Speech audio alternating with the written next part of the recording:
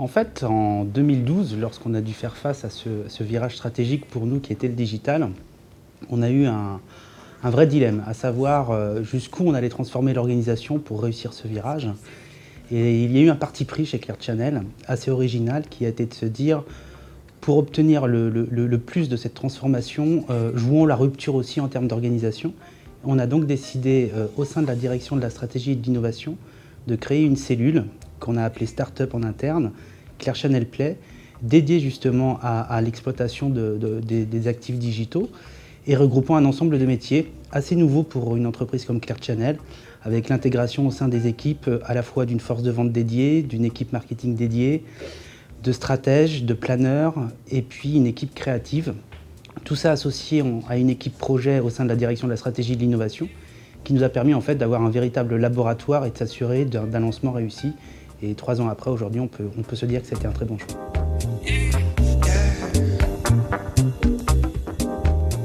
En fait, l'affichage digital, c'est un nouveau média. C'est-à-dire qu'aujourd'hui, on peut difficilement le comparer à un média existant. Ce qu'on a essayé de faire, c'est de prendre les fondamentaux qu'on connaissait le mieux, à savoir ceux de l'affichage, avec notamment un fondamental extrêmement important qui est la position de l'emplacement, pour savoir où le message est véhiculé. On a essayé de prendre tout ce qu'il y avait de mieux en termes de média planning et de flexibilité, notamment sur le web, mais aussi en télé et en radio. Et aujourd'hui, au final, la proposition de valeur qu'on arrive à proposer aux annonceurs, elle est à la fois faite de flexibilité,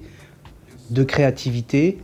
avec un média planning extrêmement puissant. Nous avons plus de 80 000 combinaisons aujourd'hui par rapport à des objectifs d'annonceurs, et surtout de plus en plus ce que j'appelle une digitalisation de l'offre, avec une volonté forte de vendre au CPM et peut-être d'aller encore plus loin demain avec notamment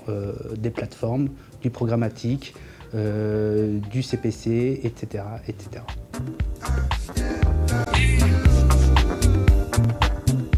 J'aurais tendance à dire, au-delà du digital out of home, la créativité doit être au centre de tout. Aujourd'hui, une campagne publicitaire, si elle se veut efficace, il faut qu'elle soit créative, il faut qu'elle interpelle, il faut qu'elle soit pensée en amont et qu'elle soit, on va dire, un mariage parfait entre le support et l'idée créative. Donc pour nous, la créativité, depuis le départ, est un élément clé.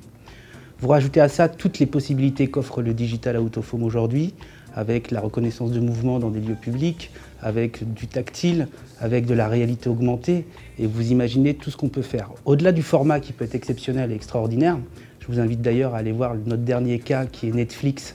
pour Orange is the New Black, où tout simplement on a scénarisé complètement, à la fois avec les personnages de la série et en interpellant le visiteur du centre commercial aux 4 temps, on a scénarisé une campagne de publicité en temps réel, événementielle, en utilisant toutes les technologies disponibles, sur un format de près de 300 mètres carrés digital. Et c'est là où on voit qu'au final, l'idée créative, retranscrite sur des supports exceptionnels,